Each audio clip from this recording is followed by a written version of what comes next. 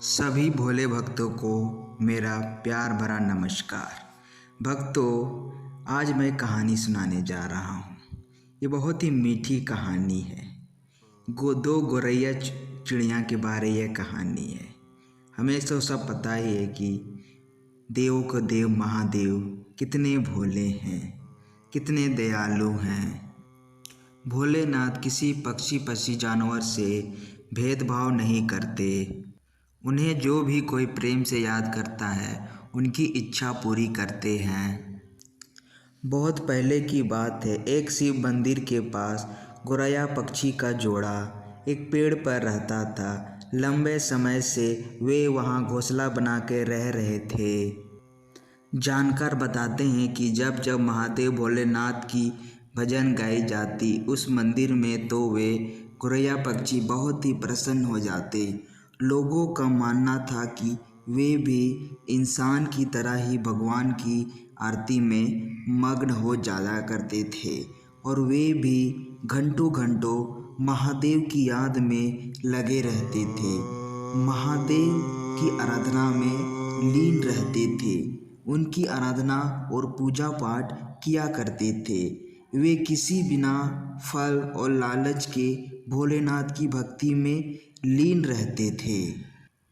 ऐसा करते समय वे भूल जाते थे कि उसके आसपास क्या चल रहा है, क्या घट रहा है। बिल्कुल वो भूल जाते थे। उनकी भक्ति पे लगे रहते थे। उनका व्यवहार और आचरण योगी के समान होते थे, जिसे दुनियादारी और समाज से कोई फिक्र नहीं थी, किसी की डर नहीं थी। चाहे आंधी आए या तूफान, चाहे वर्षा हो या गर्मी, वे भोले की भक्ति में लीन रहते थे। जैसे ही मंदिर की घंटी बजती या शिव की वंदना होती, वे तुरंत मंदिर के पास पहुंच जाते थे। पूजा पाठ करने के बाद वह अपने बच्चों और परिवार के लिए दाना पानी इकट्ठा करने निकल जाते थे। उनका यह जीवनचर्या एकदम अद्भुत और अलौकिक था। ये तो मैं भगवान भोलेनाथ की अनुकंपा ही मानूंगा। तो कहिए ओम नमः शिवाय। मंदिर से थोड़ी ही दूर में एक बूढ़ी औरत का घर था जो अकेली ही रहती थी। उनके पास कोई नहीं रहता था। उन्हें पक्षी चिड़ियों से बहुत ही ज़्यादा प्रेम था। वो पक्षी और चिड़ियों के लिए छत पर दाना पानी खाना छोड़ जाती थी। गौरैया जोड़ा वहीं पर ही अपने दाना पानी लेने आता था। वह अपने दाना पानी खा के बच्चों के लिए भी ले जाते थे।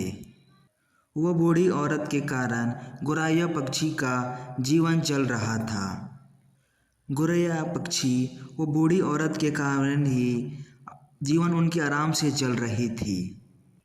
भक्तों, कहानी आगे बढ़ने से पहले मैं आपसे एक प्रश्न करना चाहूँगा कि भोलेनाथ के गले में जो मूंद माला है, वो मूंद माला जो खोपड़ी से बनी है, वो बताइए वो किसका है? वो मूंद माला किसका है? आप कमेंट बॉक्स में बताइए कि वो मूंद माला किसका है, किससे बना हुआ है। तो चलिए कहानी को आगे बढ़ाया जाता है। बहुत समय बीत गए। एक दिन बूढ़ी अम्मा बीमार पड़ गई। वह बिस्तर पर ही पड़ी रहती थी। उनकी सेवा करने के लिए कोई नहीं था क्योंकि वह अकेले रहती थी। उनको दवा पानी देने वाला कोई नहीं था। वह बिना किसी की सेवा में के कारण बेड में पड़ी रहती थी। इसी कारण वो बूढ़ी अम्मा छत पर अब चिड़िया पक्षी को लिए दाना पानी नहीं दे पा रही थी। इसी तरह दिन बीता गया। एक दिन, 2 दिन, 3 दिन, एक सप्ताह हो गया। वो उन पक्षियों को और गौरैया पक्षी को दाना पानी नहीं मिल रहा था। गौरैया पक्षी सोचने लगी कि क्या हो गया। जब वो बूढ़ी माता को कोई सेवा नहीं मिली 10 दिन तक, तो वह बूढ़ी माता चल बसी। जी हाँ, उनका देहांत हो गया। दूसरी तरफ गौरैया पक्षी भूख प्यास के मारे वो बूढ़ी माता को इधर उधर ढूंढने लगी। कभी इस गले को जाती कभी उस गले को जाती, कभी यहाँ जाती तो कभी वहाँ जाती, सब तरफ ढूंढने की कोशिश करती तथा लगातार घूम घूम कर वह बूढ़ी माँ को खोजने का प्रयास करती।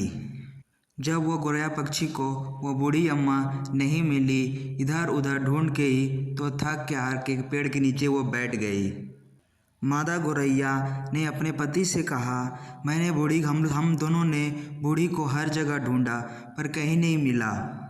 हमने बूढ़ी अम्मा को हर जगह ढूंढ लिया पर उनका कोई ठिकाना नहीं मिला। वो जब बूढ़ी अम्मा थी तो हमें दाना पानी मिलता था।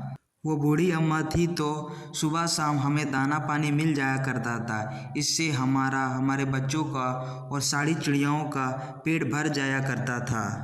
हम सभी सुख सुकून चैन से रह रहे थे। परंतु अब हमारी हालत खराब हो चुकी है। जिस पर नर गोरैया ने कहा, हे प्रिय, हम लोग ने तो हर जगह ढूंढ लिया पर एक जगह नहीं ढूंढा, वह है उनका घर। वे दोनों बुढ़िया माता के घर जा पहुँचे। वे देखते हैं कि बूढ़ी माँ अचेत अवस्था में बिस्तर पर पड़ी है। उनका शरीर ठंडा और शांत पड़ा है। वो प्राणहीन बिस्तर पर पड़ी हुई है। उनके पूरे शरीर पर मक्खियाँ भिनभिना रही है।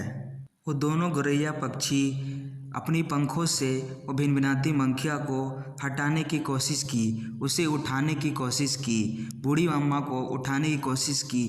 घंटों घंटों लगने के बाद भी जब वो नहीं उठ पाई तो उन्हें लगा कि कुछ गड़बड़ है।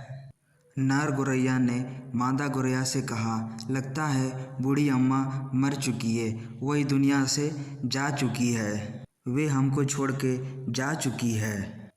इस दृश्य को देखकर दोनों पक्षी बहुत ही उदास और निराश हो गए, विलाप करने लगे। बूढ़ी माता के चले जाने से पक्षियों ने अपना अन्नदाता खो दिया था। तो ये दोनों ही चिड़ा और चिड़िया को पहले दूर जाना नहीं पड़ता था, अब इन्हें दूर जाना पड़ेगा। पहले घर के पास ही दाना मिल जाया करता था, पहले आसानी से दाना मिल जाया करता था, अब बिल्कुल ही नहीं मिल पा रहा था। दाना लेने के लिए बहुत दूर दूर जाना पड़ रहा था। बुढ़िया के सामने बैठे बैठे सुबह से शाम हो गई। इधर मंदिर में शाम को पूजा पाठ घंटियाँ बजना आरंभ हो गया। यह सुनते ही दोनों पक्षी भोलेनाथ की द्वार पर पहुंच गए और एक टांग पर खड़े होके भोलेनाथ की प्रार्थना करने लगे। भोलेनाथ की भक्ति में डूब गए तथा भोलेनाथ की लगातार नाम जाप करने लगे। लगातार भोलेनाथ का जाप करते लगे। एक दिन बीत गई, 2 दिन बीत गई, 1 सप्ताह बीत गया, महीनों बीत गया। यह देख के भोलेनाथ की गद्दी हिलने लगी। उनकी ऐसी भक्ति देख के महादेव का सिंहासन भी डोलने लगता है। महादेव स्वयं प्रकट होके उनसे पूछते हैं, हे गोरैया, यूँ तो मैं तुम्हें मंदिर में आने जाने से काफ़ी खुश हूँ, परंतु इतनी घोर और कठिन तपस्या किसके लिए? बताओ तुम्हें क्या चाहिए? तुम जो भी मांगोगे मैं आपको दूंगा। जहाँ बड़ा बड़ा मनुष्य भक्ति में हार जाते हैं, कुछ ही दिन में छोड़ जाते हैं, पर तुम दोनों एक नन्ही पक्षी होते हुए भी इतने दिन से भक्ति किए, मैं काफ़ी प्रसन्न हुआ। बोलो क्या मांगते हो? हे भोलेनाथ, हे महादेव, आपकी कृपा से हमारा जीवन सुनिश्चित चल रहा था, पर अचानक से बूढ़ी अम्मा की डेथ हो गई और हमारा जीवन अब एकदम अव्यवस्थित हो गया है। अगर आपको वरदान देना ही है तो हमारी अन्नदाता वो बूढ़ी अम्मा को हमें लौटा दीजिए। उनके बिना हमारा दोनों का जीवन काफ़ी कष्टों में है। यह सुनते ही भोलेनाथ भी अचंभा भी पड़ गए और वह कहे कि ये तो प्रकृति के खिलाफ है कि मैं इसे जिंदा कर दूँ। प्रकृति का यही नियम है कि जो आया है वो तो मरेगा ही। सृष्टि का तो यही अटल सत्य है कि जो आया है उसे जाना ही होगा।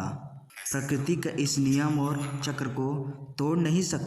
तुम कुछ और वर मांग लो, वादा है मेरा, मैं उसको अवश्य पूरा करूँगा। जिस पे गोरैया ने कहा, भोलेनाथ आपसे क्या छिपा है, आप तो सब जानते हैं। हमें उस बूढ़ी माता के अतिरिक्त और हमें कुछ भी नहीं चाहिए। जिस पे भोलेनाथ ने कहा, उस माता के शरीर पूरी तरह से गल चुका है, उसे कीड़े खा गए हैं, उसके कीड़े खा के पूरे छेद हो गए हैं, कीड़े मक्खी खा के उसके शरीर में छेद हो गए हैं। अब उस शरीर में मैं कैसे जान फूंकूं? बूढ़ी अम्मा के शरीर में अब ऐसा कुछ भी नहीं बचा। जिस पे गौरैया पक्षी ने कहा, भोलेनाथ आपने वचन दिया है कि हमारी आप मुराद को पूरी करेंगे, हम जो भी आपसे मांगेंगे आप हमें अवश्य देंगे। बाबा, हमें ज्ञात है कि आप अभी वचन से कभी नहीं हट सकते। भले ही संसार में किसी का वरदान खाली चला जाए, किसी का वचन खाली चला जाए, पर भोलेनाथ महादेव की वचन कभी नहीं जाती। वे जो बोलते हैं वो पूरा करते हैं। आपका दिया वचन सदैव ही फलीभूत होता है। ऐसे अटल विश्वास देख के महादेव को भी झुकना पड़ा। वो दोनों की इस भक्ति को देख के भोलेनाथ ने मुस्कुराते हुए कहा, जाओ तुम्हारी ये मुराद पूरी हो गई। भगवान भोलेनाथ ने पहले उस बूढ़ी अम्मा के शरीर को ठीक किया, फिर उसमें अपनी शक्ति से उस पे प्राण फूंक दिए। प्राण फूंकते ही वो बूढ़ी अम्मा खड़ी हो गई और शिव भगवान को देखते हुए वो फूट फूट कर रोने लगी और वो बोली कि हे भगवान, मैं नहीं जानती कि मैं पूर्व जन्म में क्या सुकर्म किया था कि मुझे आपकी दर्शन हो गई, परंतु आज इस आपका दर्शन और पुनर्जीवन पाके मैं तो धन्य हो गई। बाबा जी, मैं धन्य हो गई। हे भोलेनाथ, मैं धन्य हो गई। हे भोलेनाथ, हमें बताएं कि वो मैंने कौन सा कर्म किया था पिछले जन्म में जो मुझे आपके दर्शन और ये फिर से जीवन दान मिला है। बताएं भोलेनाथ, कृपया करके बताएं। इस पे भोलेनाथ ने कहा, ये आपके पिछले जन्म के कर्म कारण नहीं है, पर वो दो गौरैया पक्षी के भक्ति के कारण दिया है। वो गौरैया भक्तों ने दिनों दिन भूखे प्यासे जाके मेरे मंदिर में जाके उन्होंने पूजा की है तुम्हारे स्वास्थ्य के लिए कि तुम जिंदा हो जाओ।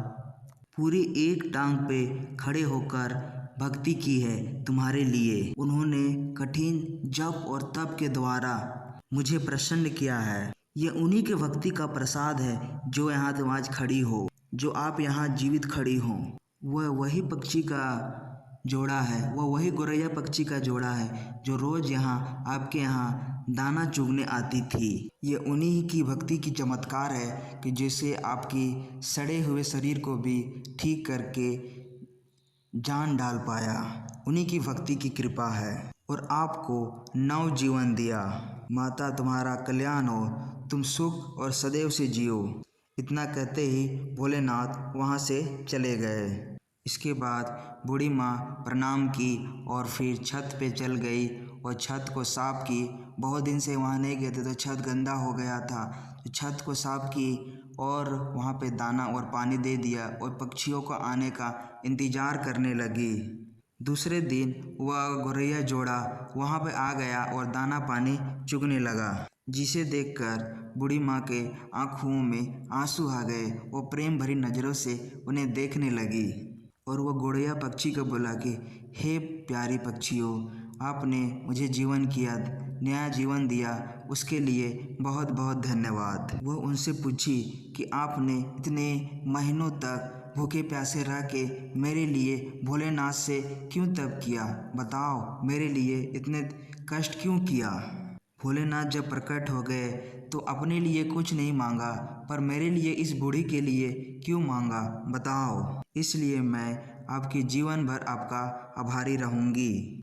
मैं आपसे विनती करना चाहूँगा कि आप मेरे घर में ही रहें, यहीं पे अपने घोंसला बना लें, यहीं पे चहचहाएं, यहीं पे सारा सी अपना काम करें, यहीं पे खेले कूदे बांधे और हमेशा मेरे सामने रहें।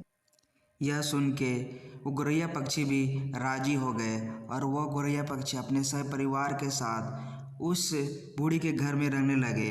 बूढ़ी की ये बात पूरी सब तरफ फैलने लगी, सब तरफ फैलने लगी कि ये बात कि एक बूढ़ी अम्मा रहती है यहाँ पे जो मरने के बाद भी जिंदा हो गई। महादेव की कृपा से उन्हें एक विशेष प्रतीक प्रदान हुई है। महादेव की कृपा से ही उन्हें वो नया जीवन मिला है। धीरे धीरे लोगों ने बूढ़ी अम्मा के घर आना प्रारंभ कर दिया। लोगों अपने समस्या और कष्ट लेके बूढ़ी अम्मा के पास आते। लोगों को जब पता चली कि बूढ़ी अम्मा को शिव भगवान का आशीर्वाद मिला है तो लोगों अपना सारे समस्या लेके आने लगे और बूढ़ी अम्मा भोलेनाथ की कृपा से, उनकी पूजा पाठ करने से लोगों की समस्या दूर करने लगी। ऐसा करते करते बहुत लोगों की उसने सेवा की और लोग कहते हैं कि बहुत दिनों तक सेवा करने के बाद एक दिन वह शिव भगवान की मंदिर में, शिवलिंग में वह नील हो गई, उसके अंदर वो समा गई। वो मंदिर आज भी गुजरात में है, जिसे यहाँ पे भक्तों वहाँ पे बहुत देखने जाते हैं। उस मंदिर को बूढ़ी अम्मा चिड़िया मंदिर कहते हैं। जी हाँ, बूढ़ी अम्मा चिड़िया मंदिर कहते हैं। गुजरात में वो स्थित है। भक्तों को आज भी वहाँ भी एक जोड़ा गौरैया पक्षी सदैव देखने को मिलता है। उस मंदिर में लोग जाते हैं, अपनी शारीरिक और मानसिक कष्ट को जाके दूर करते हैं। वहाँ पे जाके पूजा पाठ करते हैं और अपनी सारी समस्याओं का निवारण करते हैं। तो बताइए भक्तों, यह कहानी कैसे लगी कि एक छोटी सी चिड़िया, दो छोटी सी चिड़िया अपनी भक्ति से भगवान को खुश कर दिए और भोलेनाथ की कृपा देखिए। वो नहीं देखते हैं कि किसने किया है भक्ति, वो सभी को सिर्फ भक्ति देखते हैं। वे नहीं देखते हैं कि कौन भक्ति कर रहा है। यही इसीलिए भोलेनाथ को भोले कहा जाता है। वो बहुत ही भोले हैं, सभी की बात सुनते हैं। तो चलिए कमेंट सेक्शन में लिखिए जय भोलेनाथ, ओम नमः शिवाय। अगले कहानी तक के लिए नमस्कार।